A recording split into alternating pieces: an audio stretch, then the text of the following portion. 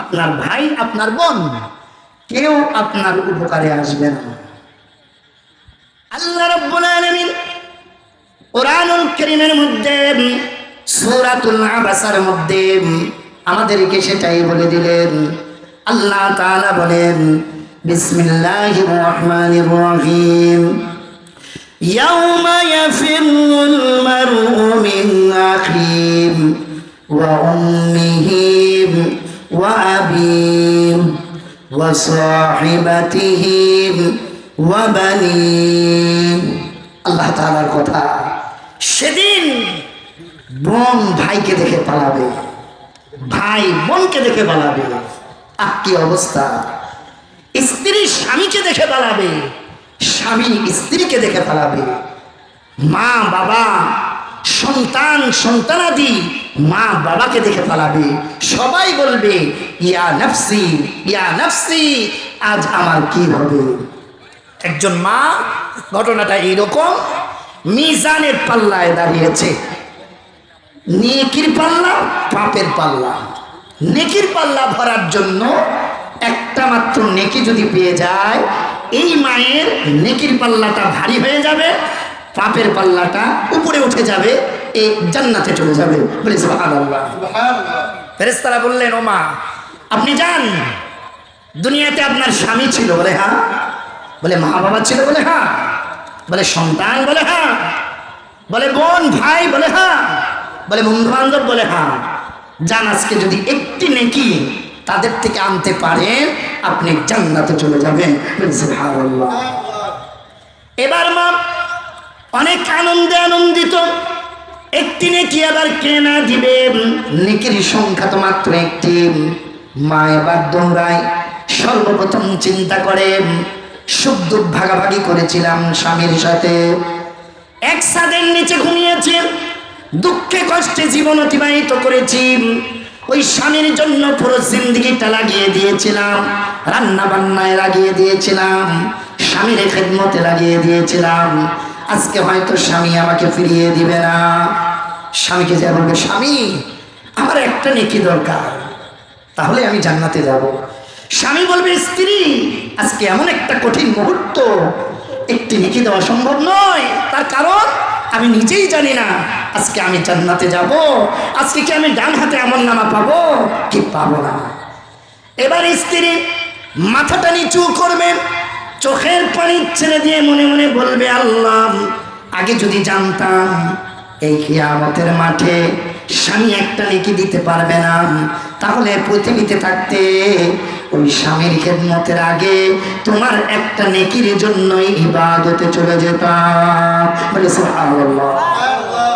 এরপরে চলে যাবে, যাই, মা বাবা মনে হয় ফেরাবে না। মা বাবা একই উত্তর দিবে, আজকে একটি নেকি দেওয়া সম্ভব নয়। সন্তান সন্তানাদের কাছে যাবে, সন্তান খুব কষ্ট করে তোমাদেরকে মানুষ করেছে আমি, মা বড় বিপদ, একটা মাত্র নেকি। সন্তানেরা বলবে, মা আমরাও একই বিপদ, আজকে একটা নেকি দিতে পারবো না। এবার এই মা বন্ধু বান্ধবের কাছে যাবে, তারাও একইভাবে একই উত্তর দিয়ে দিবে। মা এবার মাথা নিচু করে মিজানের পাল্লায় আসবে, ফেরেশতাদেরকে বলবে, ফেরেশতারা যেই বুক ভরা আশা নিয়ে স্বামীর কাছে গেলাম, সন্তানের কাছে গেলাম, মা বাবার কাছে গেলাম, বন্ধু বান্ধবের কাছে গেলাম, আজকে কেউ আমাকে একটা নেকি দিল না। ফয়সালা যা হয় আমাকে তোমরা তাই করো। সবাই বলে সুবহানাল্লাহ। এবার এই মাকে ফেরেশতারা শিকল দিয়ে বেঁধে সাজরাতে সাজরাতে জাহান্নামের দিকে নিয়ে যাবে। এই মা বারবার পিছন দিকে তাকায়, ফেরেশতারা বলে, ফেরেশতা মাকে বলে, মা আপনি কেন বারবার পিছনে তাকান?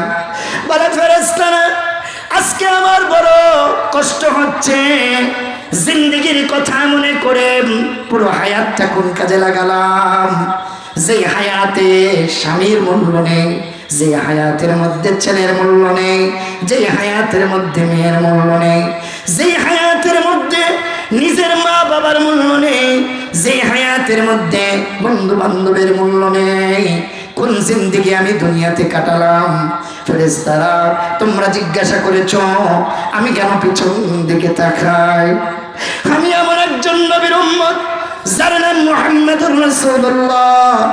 দুনিয়াতে থাকতে শুনেছি এই দয়াল নবী তিনি কিয়ামতের মাঠে যদি চান উম্মতে মুহাম্মাদকে শাফাত করে জাহান্নাম হারাম করে জান্নাত দিতে পারে। চিৎকার করে সুবহানাল্লাহ।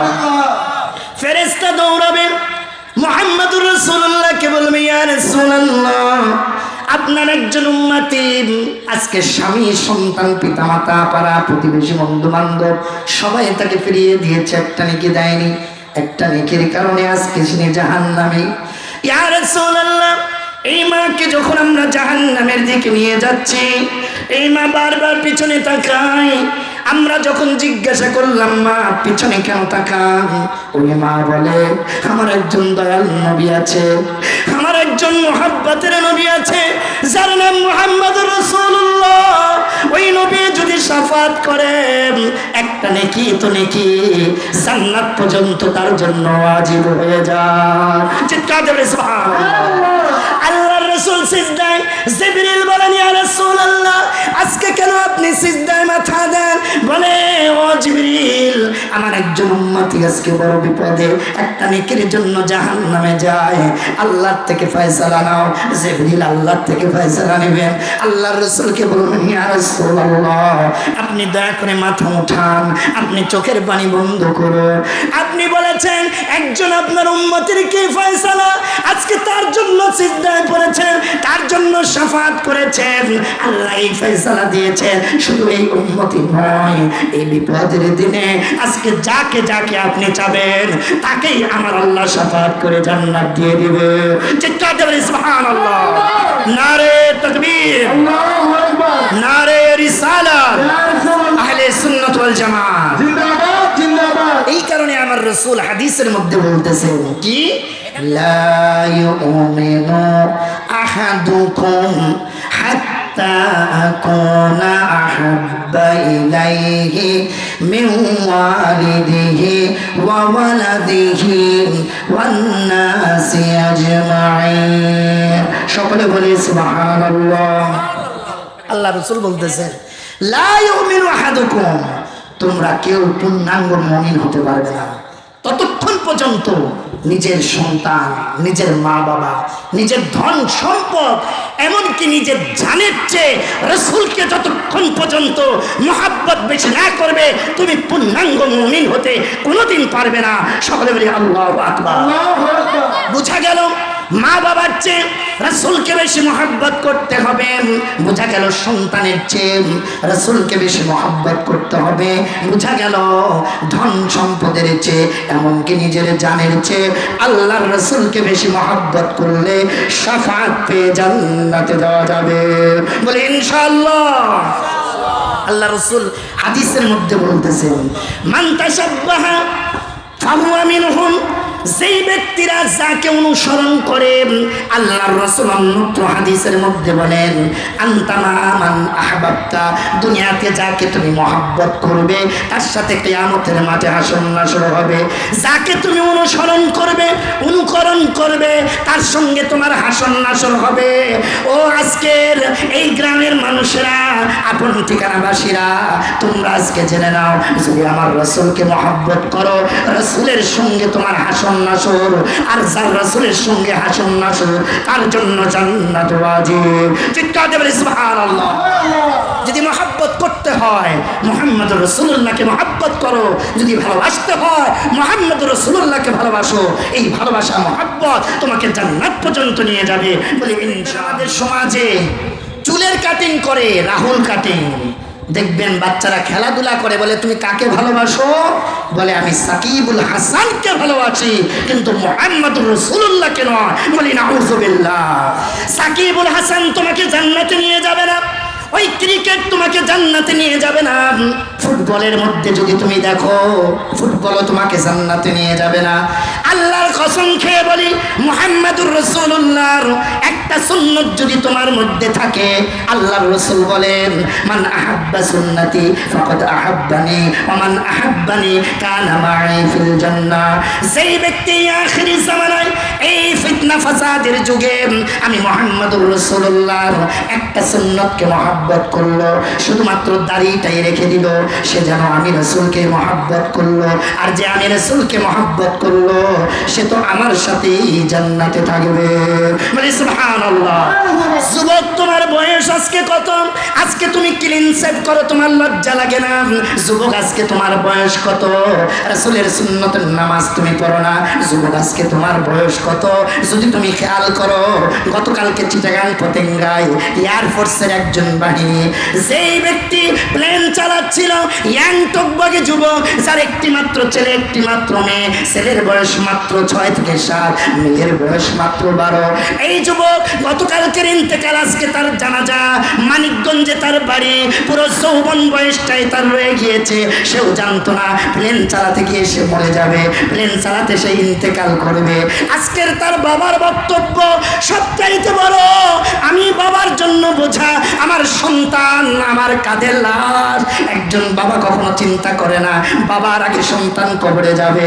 আল্লাহর কোরআন সাক্ষী, মৃত্যু এমন একটি জটিল বিষয়, বাবা আগে যাবে না সন্তান আগে যাবে, ফয়সালা দেয় আমার আল্লাহ। যদি এখনো তুমি তওবা করো আর রাসূলের সুন্নাত আনো, মৃত্যু তোমার যখনই হোক, তুমি যাবে জান্নাতে, জান্নাতে। চিৎকার দিয়ে বলে সুবহানাল্লাহ। মুমিন সব সময় জান্নাত চায়, আর আল্লাহ মুমিনের জন্যই জান্নাত রেখেছে। সকলে আবার বলে সুবহানাল্লাহ। আসিয়া ফিরআউনের ঘরের স্ত্রী, আল্লাহ তাআলা তাকে হিদায়াত দিয়ে মুসা আলাইহিস সালামের জামানায় ঈমান দিয়ে পরিপূর্ণ করে দিয়েছিলেন। বলে সুবহানাল্লাহ। ফিরআউন যখন জানতে পারলো আমার স্ত্রী আসিয়া ইসলাম কবুল করেছে, আসিয়াকে ডাকা হলো, আসিয়া তুমি কি মুসা আলাইহিস সালামের ধর্ম ইসলাম কবুল করেছো? আসিয়া জোরে জবানে উঁচু আওয়াজে বলল, লাব্বাইক, 100% সত্য শুনেছো, আমি আমার রব এক আল্লাহকে মেনে মুসলমান হয়েছি। বলে সুবহানাল্লাহ। ফিরআউন বলে, আসিয়া তুমি কি জানেন পরিণতি কি হবে? ফিরআউনকে বলে দেওয়া কোনো, আসিয়া তুমি জানো না এর পরিণতি কি হবে? তার কারণ এই মিশরের মধ্যে সব মানুষ জানে আল্লাহকে রব মানতে আমি দেই না, আমি ফিরআউনকে আমি রব মানাই। বলি নাউযুবিল্লাহ। ঘোষণা দেওয়া হলো, আসিয়া এক রাত্রির সময় দিলাম, যদি এর মধ্যে তুমি ইসলাম থেকে ফিরে আসো তাহলে তোমার জন্য সুসংবাদ, আর যদি ইসলাম থেকে ফিরে না আসো তোমার মতো দুঃসংবাদ আর কেউ পাবে না। সকাল হয়ে গেল, লোকে লোকারণ্য হয়েছে, ফিরআউনের স্ত্রী ইসলাম কবুল করেছে। ফিরআউন একদিন আলটিমেটাম দিয়েছে, একদিনের মধ্যে ইসলাম ছাড়তে হবে, তা না হলে তাকে শাস্তি দেওয়া হবে। কি শাস্তি দেওয়া হবে? আসিয়াকে নিয়ে আসা হলো। মানুষকে দেখবেন উলঙ্গ করলে সবচাইতে মানুষ লজ্জিত হয়, এমন একজন মহিলা আসিয়া, তিনাকে উলঙ্গ করা হলো সর্বপ্রথম। বলে নাউযুবিল্লাহ। কাঠ নিয়ে আসা হলো, পেরেক নিয়ে আসা হলো, হাতের তালুর মধ্যে পেরেক গাড়া হয়, এক একটা হাতুড়ি এক একটি শক্তি প্রয়োগ করে যখন পেরেকগুলো ঢুকায়, রক্তগুলো ছিটকে ছিটকে যায়। ফিরআউনের সৈন্যবাহিনী একের পরে হাত, হাতের পরে মা, হাতের পরে পা, এরপরে এইভাবে পুরো শরীরের মধ্যে যখন পেরেক গাড়া হলো, জান প্রায় যায় যায়। আসিয়ার মুখের মধ্যে মুচকি হাসি। ফিরআউন বলে, আসিয়া, মানুষ মৃত্যু সজ্জায় জান ভিক্ষা চায়, কিন্তু তুমি দেখি জান ভিক্ষা চাও না, বরঞ্চ তোমার মুখে মিষ্টি মিষ্টি হাসি। আসিয়া বলে, ফিরআউন, আমি যা দেখি তুমি যদি তা দেখতে আমার থেকে বেশি আনন্দিত হতে। আমার আল্লাহ আমার সামনে জান্নাতকে তুলে ধরেছেন। আসিয়া, আরেকটু অপেক্ষা করো, জান বের হবে, রূহ বের হবে, জান্নাত পেতে দেরি হবে না। চিৎকার দিয়ে বলি সুবহানাল্লাহ। নারে তাকবীর, নারে রিসালাত, নারে রিসালাত। মা বোনেরা, পর্দার আড়ালে আসিয়া ফয়সালা নিয়েছিলেন, জান দিব, ঈমান বিক্রি করব না। আজ বড় আফসোস, এই মা বোনদেরকেই বলবো, আজকের বেপর্দা, আজকের নামাজ থেকে দূরে, মা বোনদের সংখ্যা সবচাইতে বেশি। আজকের এই ফেসবুক মেয়েদের ছবিগুলো আপলোড যারা দিয়েছে, এই মেয়ে যখন কবরে যাবে আর তার এই ওন্না ছাড়া চুল বের করা যতদিন ফেসবুকে এই ছবি থাকবে, তার কবরের আযাব চলতে থাকবে। আইডি বন্ধ হবে না, আযাবও বন্ধ হবে না। চিৎকার দিয়ে বলি নাউযুবিল্লাহ। আউযুবিল্লাহ। একজন মা যদি পর্দানশীল হয় 100% তার মেয়ে পর্দানশীল হবে। একজন মা যদি নামাজি হয় 100% তার মেয়ে নামাজি হবে। মা যদি পিঠ আর পেট বের করে মালদাপট্টি মার্কেট করতে চায়, ওই মেয়ে তো শর্ট প্যান্ট আর পাঞ্জাবি নয়, বরঞ্চ কামিজ খুলে অন্য কাপড় পরে মার্কেটেই যাবে। মায়ের শিক্ষায় সবচেয়ে বড় শিক্ষা। মা যদি শিক্ষা দেয় ইসলাম, সে মেয়ে বলবে আমি ইসলামী শিক্ষা নিব। মা যদি শিক্ষা দেয় পশ্চিমা উলঙ্গ ব্যয়পানা, মেয়েও হবে উলঙ্গ ব্যয়পানা। মা বাবার আদর্শই উত্তম আদর্শ। চিৎকার দেবেন সুবহানাল্লাহ। আজকে আমাদের মা বাবাদেরকে সতর্ক থাকতে হবে। ডিজিটাল যুগ, আপলোড আপডেট সব কিছুই, কিন্তু ইসলাম আপডেট আগেও ছিল, এখনো আছে, আপডেট থাকবে। নাম্বার প্রশ্ন আল্লাহ তাআলা করবেন কিয়ামতের মাঠে বান্দাকে বান্দিকে আন হায়াতিহি ফিমা আফনা, আমি একটা জীবন দিয়েছিলাম, কোন কাজে তুমি সেটা ব্যয় করেছো। 2 নাম্বার আন শাবাবিহি ফিমা আবলা, আমি একটা যৌবন দিয়েছিলাম, এই গোল্ডেন টাইম কোন কাজে তুমি ব্যয় করেছো। হিসাব মিলাবেন আজকে থেকে।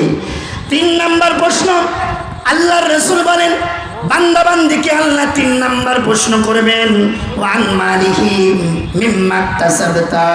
আল্লাহ তাআলা বলবেন আমি তোমাকে অর্থ দিয়েছিলাম। আজকে চলবেন সমাজে অনেকের 5 তলা বিল্ডিং, অনেকের 10 তলা, অনেকে আবার 300, অনেকের পুরো ঘর।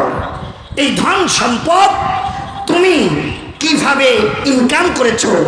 ইনকাম সোর্স কি তোমার, হালাল না হারাম? আজকে আমাদের ঘরে ঘরে আশা সমিতি আর না জানি কত এনজিও সংস্থা সুদ ঝুঁকিয়ে আপনার ঘরের বরকত উঠে অশান্তিতে পরিণত করে দিয়েছে।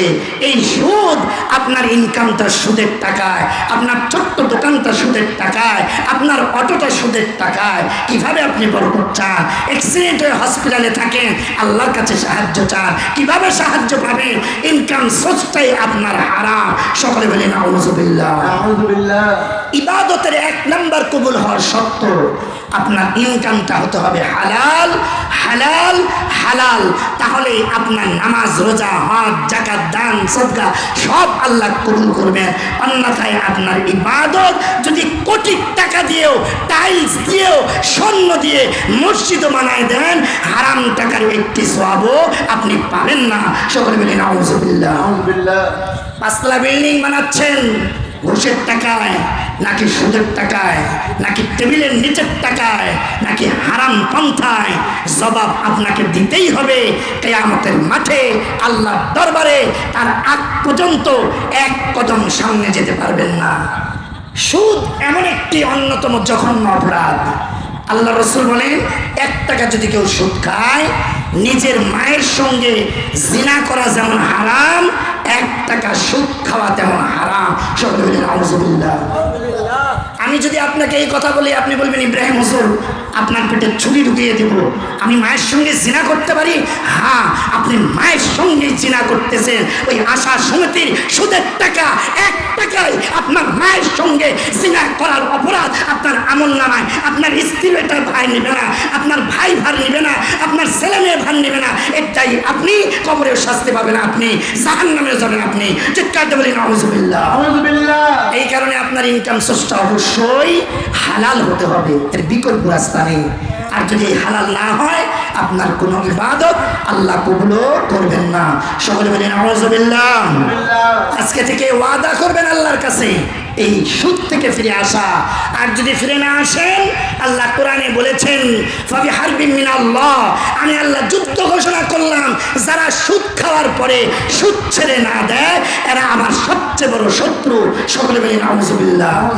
আর যে আল্লাহর শত্রু হয়ে কবরে যাবে সে তো জাহান্নামে যাবে, আল্লাহর ক্রোধ পেয়ে যাবে। নাম্বার আন মালিহি মিম্মা কাসাবতা, তোমার উপার্জন কোন পন্থায় ছিল বান্দা? আজকে তুমি আল্লাহর কাজ করায় পুলিশকে টাকা দিয়ে, বিচারককে টাকা দিয়ে, জজকে টাকা দিয়ে তুমি রায় ঘুরিয়ে নিবে, এই সুযোগ আজকে নেই। আমাকে উত্তর দাও, ইনকাম সোর্সটা কোথায় থেকে? চাঁদাবাজি, টেন্ডারবাজি, সন্ত্রাসী, নাকি সুদ, নাকি ঘুষ, নাকি অন্যের সম্পদ জুলুম? উত্তর দিয়ে এরপরে সামনে যাবে, না হলে তোমার ঠিকানা জাহান্নাম। বলি নাউজুবিল্লাহ। আউযুবিল্লাহ। আল্লাহ তাআলার রাসূল এরপরে বলতেছেন ওয়াফি মা আনফাকা। চতুর্থ নাম্বার প্রশ্ন, তুমি তো এক নাম্বার ইনকাম কোন পথে করেছো, উত্তর দিবে। আর চতুর্থ নাম্বার হলো কোন পথে তুমি ব্যয় করেছো, এই টাকাটা কোন কাজে খরচ করেছো। যদি কেউ মদের ব্যবসা করে আর মসজিদ বানায় দেয়, হলো না। ইনকামটা হারাম, দান করতেছে হালাল পন্থায়, চলবে না। আবার কোন ব্যক্তি দুধ বিক্রি করতেছে হালাল, কিন্তু কিনে আনতেছে মদ, চলবে না। টাকাটা হালাল, কিনতেছে হারাম। সুতরাং আপনার ইনকাম, আয় এবং আপনার ব্যয়, দুটোর হিসাব কিয়ামতের মাঠে আপনি আল্লাহকে দিবেন, এরপরে সামনে আগাবেন, অন্যথায় সম্ভব নয়। সর্বশেষ পঞ্চম নাম্বার প্রশ্ন, আল্লাহ রাসূল বলেন ওয়ামা আমিলতা ফিমা আলিমতা আন ইলমিহি। আল্লাহ তোমাকে জ্ঞান দিয়েছিল। আজকের এই মাহফিলে আমরা কোরআন হাদিসের জ্ঞান নিচ্ছি, আমরা কোরআন হাদিস থেকে জানলাম, কোরআন হাদিস থেকে শুনলাম। আজকে আমি মুফতি ইব্রাহিম খলিল আপনাদেরকে 5টি আলোচনা মুসলিম শরীফ তিরমিজি শরীফের হাদিস থেকে জানিয়ে দিচ্ছি। 1 নাম্বার আল্লাহ প্রশ্ন করবেন, 2 নাম্বার প্রশ্ন করবেন, 3 নাম্বার প্রশ্ন করবেন, 4 নাম্বার প্রশ্ন করবেন, 5ম নাম্বার প্রশ্নটি খুব গুরুত্বপূর্ণ। আল্লাহ রাসূল বলতেছেন ওয়ামা আমিলতা ফিমা আলিমতা। তুমি যতটুকু জেনেছো তদ অনুযায়ী কতটুকু আমল করেছো। আজকে আপনি জানলেন এই মাহফিল থেকে, 1 আল্লাহ প্রশ্ন করবেন কি বিষয়? আপনার জীবন। কি বিষয়? আপনার যৌবন। কি বিষয়? আপনার ইনকাম। কি বিষয়? আপনার ব্যয়। সর্বশেষ যতটুকু আপনি জানলেন ততটুকু অনুযায়ী কতটুকু আমল করেছেন। আজকে আমি বয়ান করে দিলাম, এটা হারাম, এটা হালাল, এটা জায়েজ, এটা না জায়েজ। এখন মানা না মানা এটা আপনার কাজ। আল্লাহ রাসূলকে বলেছেন ইয়া রাসূলুল্লাহ, আপনি পৌঁছে দেন তাদের কাছে এটা হারাম, এটা হালাল। যদি তারা পালন করে জান্নাতি, যদি তারা পালন না করে জাহান্নামী। মাহফিলের আলোচনা লম্বা প্রয়োজন নেই। যদি আপনি বুঝবান হন, আপনার এতটুকুই যথেষ্ট। 5টি প্রশ্নের মধ্যে পুরো জিন্দেগি আপনার লিপিবদ্ধ হবে। 5টি প্রশ্নের উত্তরের মধ্যে আপনার জান্নাত আছে। হায়াতটা কার দেওয়া? একটু আওয়াজে বলবেন, হায়াতটা কার দেওয়া? এই যৌবনের শক্তি কার দেওয়া? মাল ধন সম্পদ কার দেওয়া? এই মাল ধন সম্পদ যে আমরা ব্যয় করি, কে তৌফিক দেন? আমরা যা জানলাম সেই অনুযায়ী যদি আমল করি, দেখবেন কে? 5টি জিনিস কাজে লাগান, জীবনে পরিবর্তন আনেন। আজকের মাহফিল শেষ পর্যায়ে লাস্ট একটি হাদিসের বর্ণনা, আপনার চোখে পানি চলে আসবে। খাদিজাতুল কুবরা রাদিয়াল্লাহু আনহা, যিনি মুহাম্মদুর রাসূলুল্লাহকে সবচাইতে বেশি মহব্বত করেছেন, দিনের কাজে সহযোগিতা করেছেন, একজন মহিলা যিনার নাম খাদিজাতুল কুবরা রাদিয়াল্লাহু আনহা। খাদিজাতুল কুবরা রাদিয়াল্লাহু আনহা রাত্রির বেলায় আমার রাসূলকে বলেন ইয়া রাসূলুল্লাহ, ইয়া হাবিবাল্লাহ, আমি অনেক দিন ধরে আপনার সঙ্গে আছি, আপনার থেকে অনেক বয়ান শুনেছি, আপনার থেকে অনেক কিছু আমি জেনেছি, তদ অনুযায়ী আমল করেছি। সবচেয়ে গুরুত্বপূর্ণ যে বিষয়টি তা হলে ইয়া রাসূলুল্লাহ, আপনি সাহাবীদেরকে বলতেন, সাহাবীরা, এই দুনিয়াতে কেউ কোনোদিন চিরকাল থাকবে না, কেউ কোনোদিন চিরকাল সম্পদ ভোগ করবে না, কেউ কোনোদিন ক্ষমতা ধরে রাখতে পারবে না, কেউ চিরদিন তার ব্যবসায় থাকতে পারবে না, কেউ কোনোদিন তার বাড়ির মধ্যেও থাকতে পারবে না। একদিন মালাকুল মউত তার জানটাকে কবজ করে ওই কবরের মধ্যে হয়ে যাবে তার ঠিকানা। সুবহানাল্লাহ। আমার বড় ভয় হয়, মৃত্যুর পরে মানুষের প্রধান ধাপ, প্রধান স্টেজ, সেটা হলো কবর। আপনি বলেছেন যদি কেউ কবরে পার পায়, বাকি সওয়াল জবাব, হাসর মিজান আমার আল্লাহ তার জন্য সহজ করে দেন। সুবহানাল্লাহ। ইয়া রাসূলুল্লাহ, আমি খাদিজা বড় ভয় হয়। তিনটি প্রশ্নের কথা আপনি বলেছেন।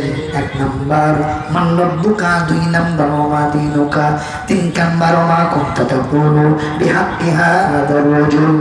ইয়া রাসূলুল্লাহ, আমার মৃত্যুর পূর্বে আমি আপনার কাছে দুটি জিনিস ওসিয়ত করে যাই। 1 নাম্বার, ইয়া রাসূলুল্লাহ, আমি জানি চিরদিন আমি দুনিয়ায় থাকবো না, আমাকে এই দুনিয়া থেকে একদিন বিদায় নিতে হবে, আপনার থেকেও বিচ্ছিন্ন হতে হবে। ইয়া রাসূলুল্লাহ, আমার ইন্তেকালের পরে যেই ব্যক্তি আমার জানাজার নামাজ আদায় করবেন সেই ব্যক্তিটি হলেন আপনি। আমার জানাজার নামাজের ইমামতি দয়া করে আপনি করবেন ইয়া রাসূলুল্লাহ। আল্লাহ রাসূল বললেন, খাদিজা আমি করব। 2 নাম্বার, ইয়া রাসূলুল্লাহ, কবর বড় কঠিন অন্ধকার জায়গা, ওখানে কোনো কারেন্টের ব্যবস্থা নেই, বিছনার ব্যবস্থা নেই, বালিশ চাদরের ব্যবস্থা নেই। ইয়া রাসূলুল্লাহ, আপনি বলেছেন কবরটা কারোর জন্য হয় জান্নাতের বাগান, আবার কবরটা কারোর জন্য হয় জাহান্নামের একটি গর্ত। ইয়া রাসূলুল্লাহ, আপনি বলেছেন যদি 3টি প্রশ্নের উত্তর দিতে পারি ফেরেশতারা বলবে মাক্তাল বাসার, তোমার চক্ষু দৃষ্টি যতদূর যায় আমার আল্লাহ তোমার জন্য কবরটা ততদূর পর্যন্ত প্রশস্ত করে দিয়েছেন। চিৎকার দিয়ে বলে সুবহানাল্লাহ। আর যদি উত্তর দিতে না পারি, আপনি বলেছেন ডান আর বাম কবর চাপতে থাকবে, ডান পাজরের হাড্ডি বাম পাজরে, বাম পাজরের হাড্ডি ডান পাজরে ঢুকে যাবে। ইয়া রাসূলুল্লাহ, বান্দা বান্দিগুলো চিৎকার করবে। আপনি বলেছেন ওই কবরের আযাব আমার উম্মতগুলো যদি একবার দেখতো আর তার কবরের আযাবের আওয়াজ একবার যদি কান দিয়ে শুনতো, কোনোদিন 1 ওয়াক্ত নামাজ ছেড়ে দিত না। সকলে সুবহানাল্লাহ। এটা কোনো কিচ্ছা কাহিনী নয়, বুখারী শরীফের সহিহ হাদিস। আল্লাহর রাসূলকে খাদিজা বলতেছেন, ইয়া রাসূলুল্লাহ, 3টি প্রশ্ন আমরা সবাই জানি, উত্তর আমরা সবাই জানি, কিন্তু আপনি বলেছেন সেই উত্তর দিতে পারবে যে আল্লাহকে বেশি ভয় করে। বলে সুবহানাল্লাহ। আল্লাহকে যে যত বেশি ভয় করে সেই কবরে উত্তর দিতে পারবে, আর অন্যথায় পারবে না। আমি খাদিজা মুসিবতের মধ্যে পড়ে যাব যদি আমি উত্তর দিতে না পারি। ইয়া রাসূলুল্লাহ, আমার কবরের পাশ থেকে ততক্ষণ পর্যন্ত আপনি সরে যাবেন না যতক্ষণ পর্যন্ত না আমি 3টি প্রশ্নের উত্তর দিতে না পারি। সুবহানাল্লাহ। আল্লাহর কি ফয়সালা। তারপরের দিন খাদিজা দুনিয়া থেকে বিদায় নিয়ে চলে যায়। সকলে বলি ইন্না লিল্লাহি ওয়া ইন্না ইলাইহি রাজিউন। খাদিজা রাদিয়াল্লাহু তাআলার ইন্তেকাল হয়ে গেল। রাসূল ওসিয়ত মোতাবেক জানাজার নামাজের ইমামতি করলেন। আমার রাসূল খাদিজা রাদিয়াল্লাহু তাআলা আনহার কবরের পাশে গিয়ে দাঁড়িয়ে গেলেন। সমস্ত সাহাবীরা এক এক করে আল্লাহর রাসূলকে বলেন, ইয়া রাসূলুল্লাহ, আপনি কবরের পাশ থেকে সরেন না কেন? বলে তোমরা চলে যাও, আমার সুখের দিনের দুঃখের দিনের স্ত্রী খাদিজা, আমার দিনের দাওয়াতের কাজের সহযোগী খাদিজা, খাদিজার জন্য আমি যতটা ব্যতীত হয়েছি আমি অন্য কারোর জন্য হইনি। আমার খাদিজা হেরা গুহায় গিয়ে আমার খাবার পৌঁছে দিত। আমার খাদিজা দিনের দাওয়াত দিয়েছে, মানুষের ঘরে ঘরে গিয়ে কালেমার দাওয়াত দিয়েছে। খাদিজা ওসিয়ত করেছে সে যদি 3টি প্রশ্নের উত্তর না দিতে পারে ততক্ষণ পর্যন্ত যেন আমি কবরের পাশে থাকি। আমি অপেক্ষায় আছি। জিবরিল নাজিল হয়ে গেলেন, ইয়া রাসূলুল্লাহ, আপনি কবরের পাশে।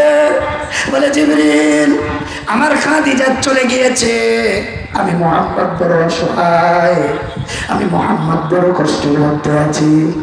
আমার খাদিজা ওসিয়ত করেছে কবরের 3টি প্রশ্নের উত্তর না দেওয়া পর্যন্ত আমি যেন কবর থেকে না সরি।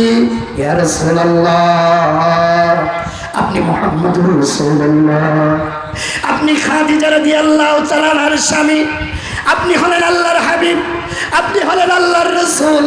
এই পৃথিবীতে আল্লাহ 2 জনকে সালাম পাঠিয়েছিলেন, তার মধ্যে একজন হলেন খাদিজা, যিনি আপনার দিনের কাজের সহযোগিতার জন্য আল্লাহ এতটা খুশি ছিলেন আল্লাহ তাকে সালাম পর্যন্ত প্রেরণ করেছেন। বলে সুবহানাল্লাহ। আপনি আপনার খাদিজা, আপনি ব্যতীত আপনার খাদিজার জন্য আপনি চিন্তিত। ইয়া রাসূলুল্লাহ, আপনার খাদিজার দিনের কাজের উসিলায়, আপনার খাদিজা আপনি মুহাম্মদ রাসূলুল্লাহ মুহাব্বত করার উসিলায় আল্লাহ রাব্বুল আলামিন ফেরেশতার মাধ্যমে আপনার খাদিজার পক্ষ হয়ে তিনটির উত্তর দিয়ে জান্নাতের সুসংবাদ সুন্দরভাবে দিয়েছেন। চিৎকার দিয়ে বলি সুবহানাল্লাহ। আপনার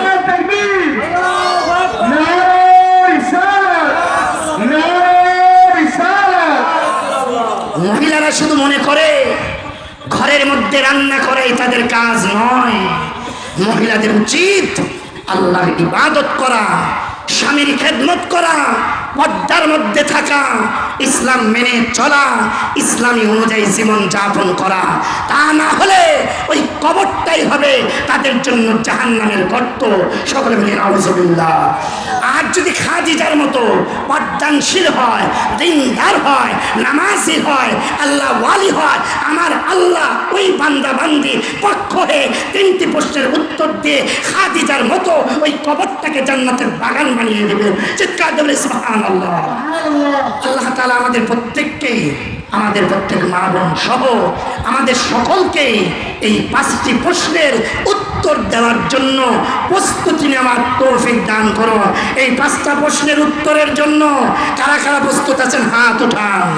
আল্লাহ তাআলার কম্পিউটার, আল্লাহ তাআলার ভিডিও ক্যামেরা ফেরেশতারা দেখতেছেন। আল্লাহ তুমি এই হাতগুলো দেখো, যে হাতগুলো উঠিয়েছে 5টি প্রশ্নের প্রস্তুত নেওয়ার জন্য, কবরের প্রস্তুত নেওয়ার জন্য, হাসরের প্রস্তুত নেওয়ার জন্য, মিজানের প্রস্তুত নেওয়ার জন্য।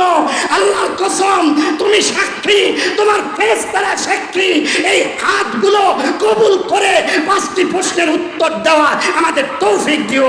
সকলে বলি আমিন।